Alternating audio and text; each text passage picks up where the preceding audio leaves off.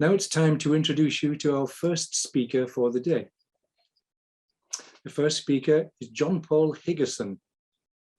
John Paul is a trained hypnotherapist, ego state therapist, and EMDR therapist, NLP practitioner, relaxation, and guided breathing instructor. He was the victim of a childhood sexual assault, which led to low self-worth and the belief that he was not a good person. And this in turn led on to a pattern of self-harming. He started his hypnotherapy training with the LCCH over 22 years ago. And through this training and wonderful supervision, his early trauma was healed. He also suffers from a rare form of myositis, an autoimmune disease, and lives with chronic pain and occasional relapses. But he says, "I love my life and I'm so fortunate to be able to connect with and help others due to my training. I run online courses for Mind, a UK mental health charity, and I have set up a website called wehelppeople.life, which offers low-cost therapy. These days, he is an active member of the London School of Clinical Communication and Hypnosis. In the talk interview, John Paul says, "With your permission, I will be taking you through 2 guided breathing exercises to help clear the mind and connect with inner stillness and calm. I will also teach a journaling technique to help let go of your day, build positivity, and gain personal insight." These are breathing techniques that he has discovered and developed over the course of 5 years, and he practices them daily because they are very effective. He also uses these exercises with clients where appropriate and suitable. Again, he says, we all need stillness and calm in our lives. I hope that you will find these techniques useful and consider using them to reconnect with your deeper self. The talk is titled, Exploring Breathwork, Breathing Approaches.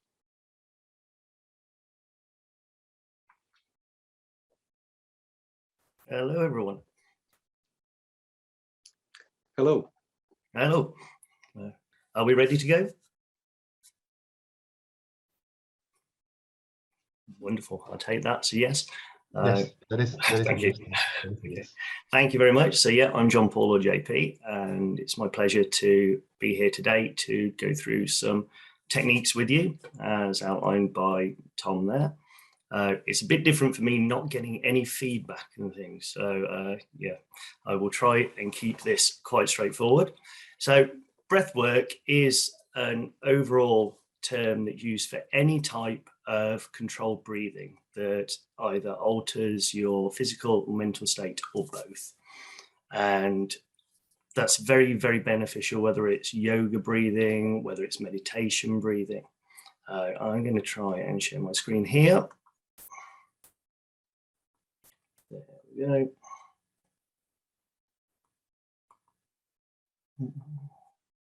One second. I just need that to go. Right, sorry, I'm struggling to move that. 1 minute. Right, there, that's good. There we are. Sorry, one thing I'm really not good at is anything on the computer. So there, I hope that you can see that. So I thought I would go through this, seeing that I've not got any conversation coming back at me. All right, and then we'll go through and we'll do a breathing technique. I would make you aware that it might be worthwhile that you have a drink nearby for when, particularly for when we do the deeper breathing exercise. And also it might well be that you might need some tissues, because sometimes some emotions can come up. It's nothing that's planned. It's just that, well, if you've been under a lot of stress or tension, the techniques that I'm going to teach you are going to help shift some of those things. And so it's not purposely, it just happens. So don't be afraid, just what happens, happens. It's all good. So proper breathing starts with the nose and then moves to your stomach. That's the best way of breathing. In through the nose, out through the mouth. The belly expands, fills your lungs with air. It's the most efficient way to breathe. And it pulls down on your lungs, creating negative pressure on the chest, resulting in the air flowing back to your lungs. Deep breathing also activates the vagus nerve, which is like the boss of your parasympathetic nervous system, overseeing things like mood, digestion, and heart rate. It'll also send more oxygen to your brain and other organs. Decreases stress. These are some of the positives that come from guided breathing. It's quite a substantial list, so I'll just let you go through those. Main thing, obviously, straight away is stress. So I did a good breathing technique while I was sat there waiting for 15 minutes to start this. But yeah, I use it for pain relief. It's absolutely fantastic for that. And you can do with different breathing rates. You can use it to also increase energy, be more creative. There's so many different ways that you can use breathing. Okay, so I don't normally do too much of a preamble. I normally like to get stuck in. So with your permission, I'd like to make a start on that one. So what I'd like you to do is just get an idea for breathing in through the nose and out through the mouth, if you can. Obviously, not everybody's able to do that, but it's best if you can do that one for doing these exercises. And as you've just read, to do that normally.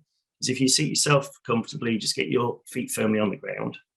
And I'll ask you to put one hand on the top of your chest and one hand on your stomach.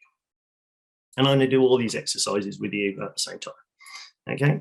Now, when we're breathing in, what I'd like you to do is just breathing quite normally, just to notice this. This is just a little experiment for you to try. So, okay. And if you breathe in through the nose and out through the mouth, if you do 3 or 4 breaths, so just breathe in and out. In. Out. In. Out. Just notice where you feel that, where you feel your hands moving and things like that. Okay, so that's nice and easy. It's nice and relaxed, nice and steady. And if we'd have carried on doing more breaths, then your breaths would have started to even out, become a little bit deeper. For those that do hypnotherapy, you'll be very much aware of that one for starting to do an induction. All right, now if we try and do the same thing, but you just breathe in and out through the mouth, notice how that feels. 1, 2, and 3.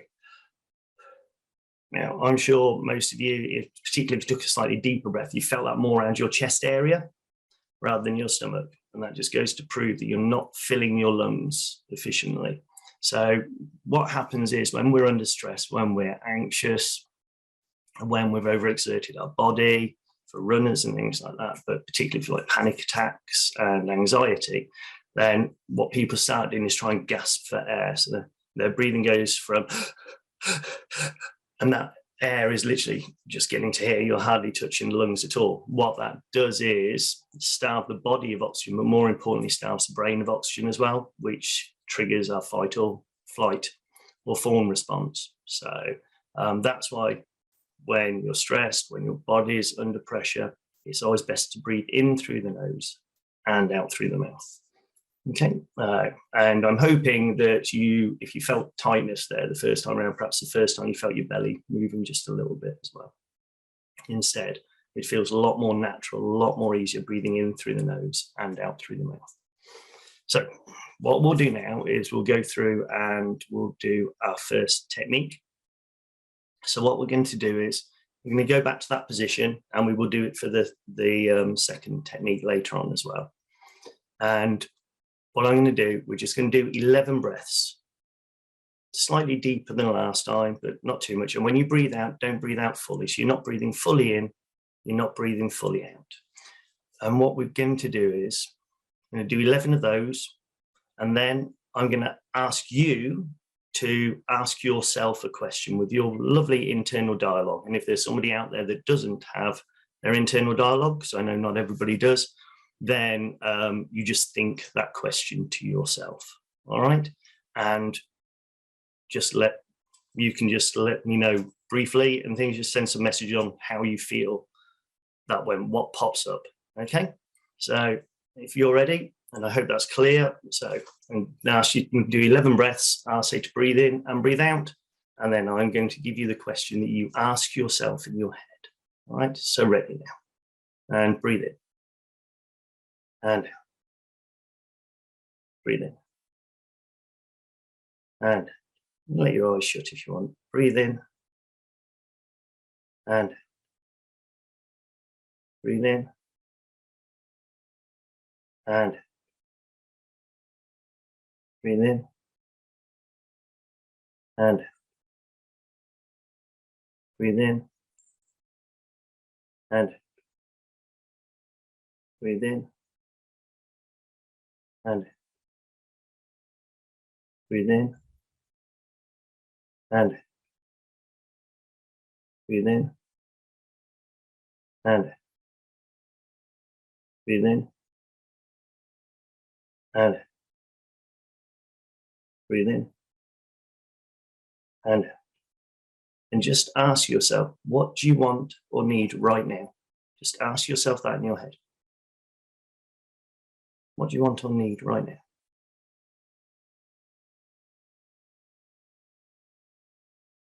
And I am hoping that when you open your eyes and let your hands just come down, that there isn't a lot there. Obviously, I've not got any feedback, so that's hard to tell. And if you did have something come up, then it was probably something really quite random. Anyway, very simple technique. If you want to throw some comments in there very quickly, whether you got that, whether you got nothing, and probably noticing as well, now that I'm going to say this, you're not really needing to breathe much either at the moment. Strange that. There, I hope you found that useful. Thank you. I've got some chats coming through now. Word nothing came up. Lovely. Yeah, absolutely. Right. Oops, I clicked on one thing too much now. So, right. So thank you. Next part is journaling. This is something that I teach and I've been doing now for over 5 years now. And this is something, these are all techniques I do for myself, but then I extend them out to clients where I think they're suitable.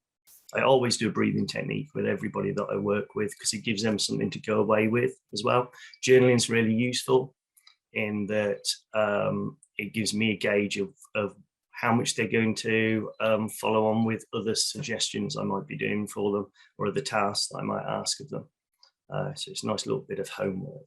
Okay, so right. So this isn't a diary. This isn't dated. You no need to write a day or anything like that on it. No day, no date. It's not to go back to. It's purely for your day, for letting your day go. I'm sure most of the time we can get to the end of the day and we try and switch off at night, our heads racing and things. So this is a really good way of helping clear your mind. I've just put some headers down here and things, and I'll explain them as I go along. Oh, sorry. I'll explain that bit in a minute. So first part is just write your day out however it's been for you. It's as simple as that.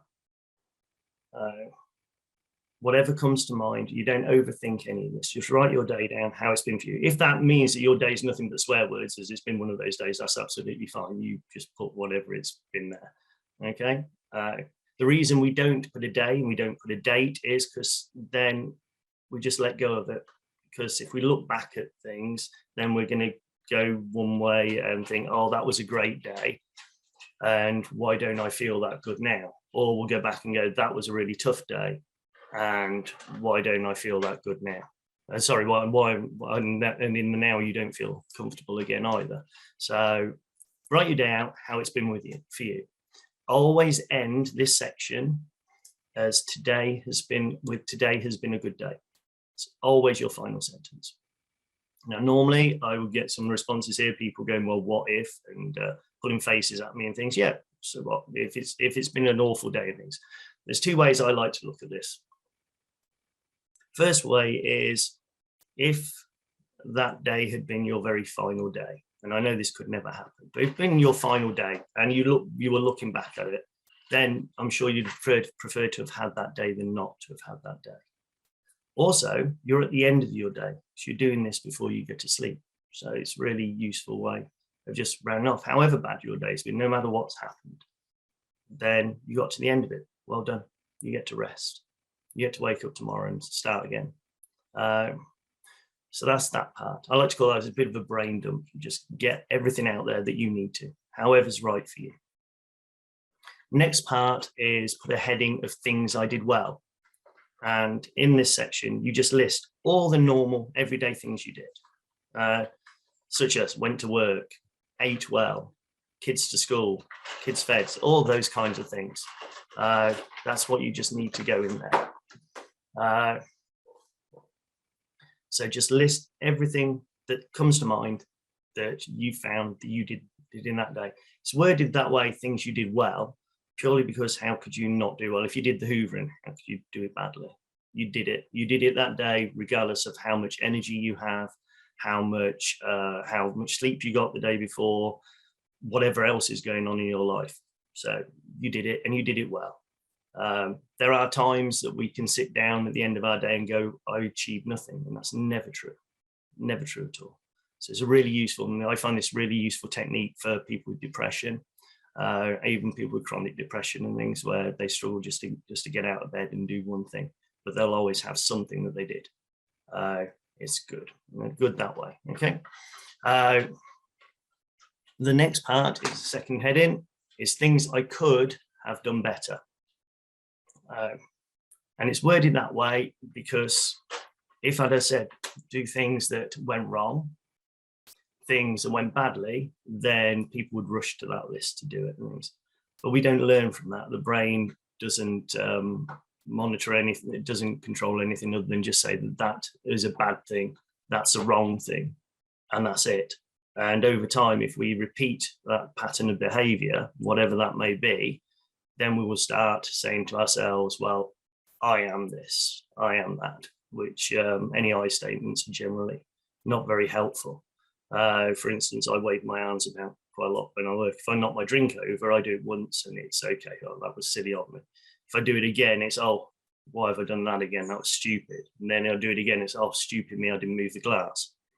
So we don't put it for things that are wrong and bad. It's just making that, labeling that judgment of it and things, which isn't true. So when we say things I could have done better, it uses a wonderful bit of neuroplasticity. So instead of being a dead end for the brain where things just stop, it allows the brain to know one way didn't work, but it will try different routes. There you are. So that's those parts. So brain dump, just get out your day, however it's been. End that today has been a good day. Then today I did things I did well. List them there.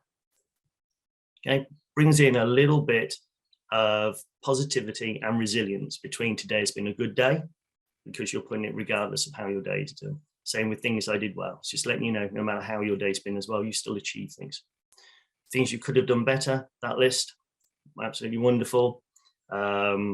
Yeah, that's personal insight and self-awareness. So absolutely cornerstones of personal growth and change. There may well be at times when you try these things that you can't think of anything to go in things that you've done better, you could have done better, which is wonderful. So what I personally like to do is I put a question mark and a smiley face. Don't overthink it. Don't ever go back to it. After a while, if you really feel like testing yourself a little bit, you can list all the emotions that you went through in that day without being part of them, and just go, okay, so I was happy, then I was a bit sad, then I was a bit angry, a bit frustrated, then I was happy again. It's just wonderful then just to analyze just how much you've experienced in that day emotionally. There you are. That is journaling. Please give it a go. 5 weeks to make a habit. Right, now for the big one. So this is more in depth. That's why I did a PowerPoint for this, which I never do. We're going to go through all of this lot. I'm going to talk you through it, and we're going to do this one. And I hope you gain something from this. You will get physical sensations. Vast majority of you. It might be some tingling. Might be some flushing. You may get some emotions come up. That's absolutely fine. Just allow it to be. All right. There's no right. There's no wrong. There just is. Just allow it all to be. So You can read these things through and it'll be a bit overwhelming, but it's fine. I'm going to talk you through it. This is on there for if you wanted to practice these at a later date. And before I start, how long do I have left, Julian, please?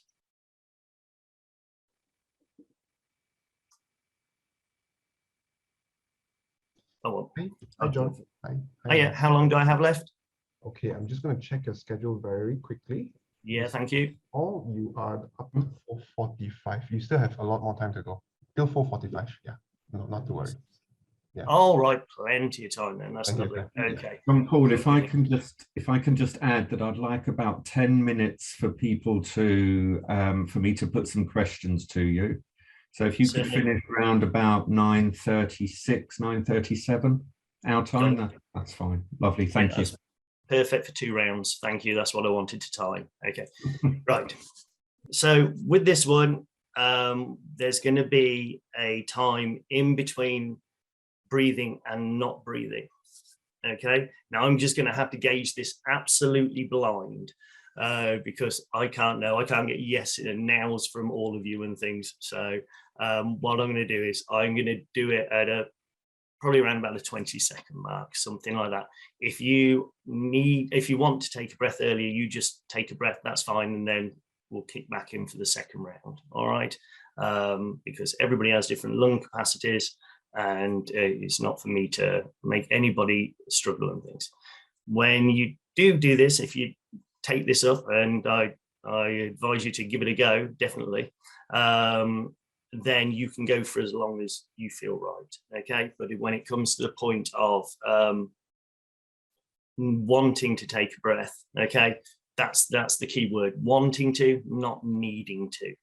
All right, no, but this one will you will get some physical sensations with this. Okay, so just be aware of it. Lightheadedness, tingling sensations, that's absolutely fine. It's all good. It's oxygen flowing around your system, okay, to every part of your body, and this will really help realign your mind and your body. Okay, so we're going to sit, hand on chest, hand on stomach again, please. Okay, I'll just read through this first. I'll tell you what we're going to do, and then we'll do it. Okay, so we're going to breathe in and out. So in through the nose, out through the mouth. When you exhale, can you just blow the air out a little bit? Just again, never fully in, never fully out until I ask you to. So, which I will be doing the counting again. So after 20 breaths, we're going to say take a deep breath in. So that'll be a deep breath in through the nose and exhale, not fully out. Okay, then I'm going to ask you to breathe in fully, so as deeply as you can do. Then contract your stomach muscles and imagine pushing that oxygen going to the very top of your head. All right, almost see if you can visualize that. That's really quite powerful when you can do that. We're going to count for 5. It'll be a steady count of 5. I'm going to ask you to breathe out, and at the same time, you're going to lower your head just where it's comfortable. Just let your head hang and let your hands drop so they land palm upright on your legs or to the side of your legs where it's comfortable with you. Okay, and then just going to let your body relax. You're going to let your shoulders relax because they're raised up from the big in breath, and so you let that relax, let your stomach relax, and just be there. Okay, be aware of the physical sensations that are happening to you. Be aware of any sounds and things you might hear.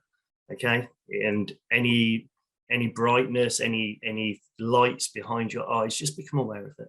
Okay, then I'm going to ask you to take a deep breath in again and hold for 5 again, and then we've got time for one more round after that. Okay, so right, let's do this. Thank you so much for taking part in this.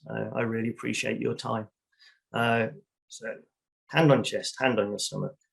I'll take my glasses off for this, and just let your eyes just close and breathe in and